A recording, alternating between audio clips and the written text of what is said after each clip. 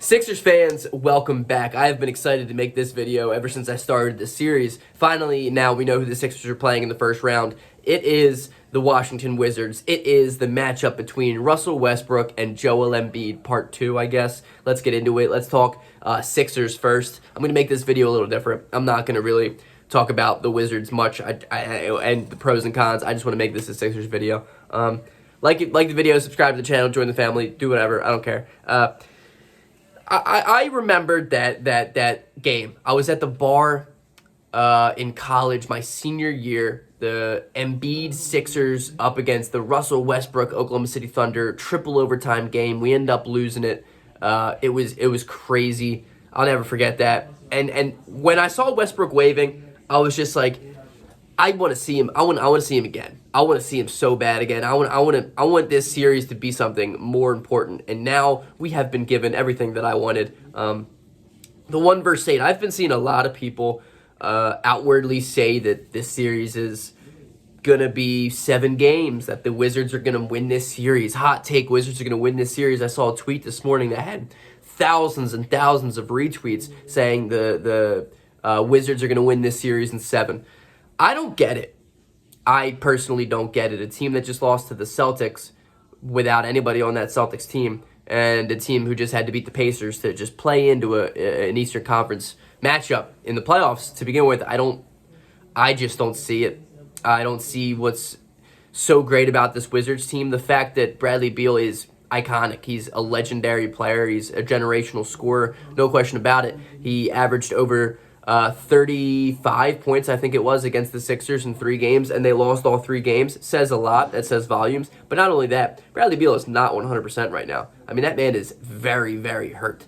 That guy is carrying his hamstring up and down the court. He's not 100%. I'm not even going to say he's 80. He's probably like 75%. So if you think a 75% Washington Wizards Bradley Beal and Russell Westbrook, who is a very one-dimensional player offensively and can be matched up against pretty well in the playoffs annually, can beat the Sixers team, who has been rested for a good week, has everyone healthy, has Joel Embiid, who is a MVP candidate, and Ben Simmons, a Defensive Player of the Year candidate. I just don't see that. I don't see how the Wizards could possibly beat that team 4 times. I think it's so wild how people think Daniel Gafford can come in and guard Embiid because Gafford had 5 blocks last game. First of all, Joel Embiid played the Chicago Bulls on ESPN, and on that Chicago Bulls team before the trade deadline was a man named Daniel Gafford. And in that game, Joel Embiid dropped 50 points and 17 rebounds against the starting Daniel Gafford. Listen, I like Daniel Gafford. I think Daniel Gafford's a great player. I love his energy. I love his defense. I love his shot blocking ability. But that man has absolutely nothing he can do against Joel Embiid. I'm sorry, there's no shot. There's no shot that man could stop Embiid. And the thing about Embiid is, if Embiid notices somebody maybe playing well defensively, he just gets them in foul trouble. And he's going to send Gafford to the bench and get Alex Len. And then if you want to tell me Alex Len can stop Embiid for 4 games, you're out of your mind. You're out of your mind. This Wizards team is so not matched up well against the Sixers that it's crazy. This Sixers team has Ben Simmons or Matisse Thybulle, really, that can go out and do their best to shut down Bradley Beal. And a 75% Bradley Beal against the 100%, 90% Matisse Thybulle. I'm taking Matisse Thybulle in that defensive matchup. I know offense tends to win and beat good defense, but I think that's a series that Matisse Thybulle can really come in and just take Bradley Beal out of the game. And then you have Russell Westbrook, who, I mean, you can put Danny Green on, or you can put Ben Simmons on, depending on what Simmons is going to be doing in this series. I don't see the Wizards having enough firepower to beat the Sixers team. The only thing that the Wizards have is really the ability to score in transition, because the Sixers are a bad transitional defense. But the thing is that as soon as that game goes into the half court, which is 90% of the game, and when it comes to playoffs, that's 90% of the game, the Sixers are just going to outman them. They're going to dominate them. They're going to bully them. They're just going to be better than them. It's not really a matchup to me. I have the Sixers winning in 5. That's just me because I'm afraid to say Sixers in 4. You never know.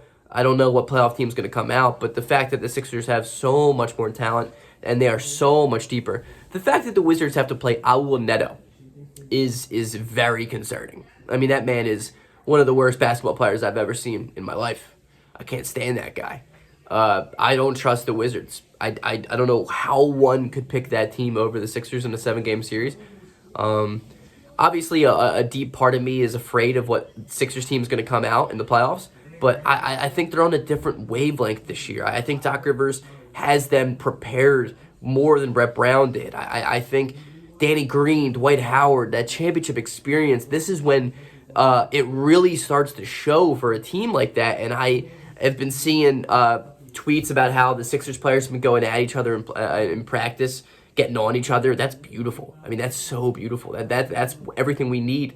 We need that competitive fire, that competitive edge, keep things, at high intensity levels before the playoffs start. So when the playoffs start, you go in and you put your foot on the other team's neck and you just go full throttle. I think that's what the Sixers are going to do this year. What I'm looking forward to is the fact that no one is really expecting this Sixers sweep. A lot of people are picking the Wizards, and I'm excited to see the Sixers play with a chip on their shoulder, kind of, because if we're in a first-round matchup and it's a 1 versus 8, and we already have people picking the 8, just imagine when we play the Knicks or when we play the Hawks, it's going to be less and less of people picking the Sixers, and I want the least amount of people picking the Philadelphia Sixers as possible, because that just means chip on their shoulder, and they're not going to get complacent, and they're going to work extra hard to prove everyone wrong, and they're going to win. That's the type of energy I'm on right now. I'm also very sick. I don't know if you can hear that, but we're battling. Peace out. Go Sixers fans.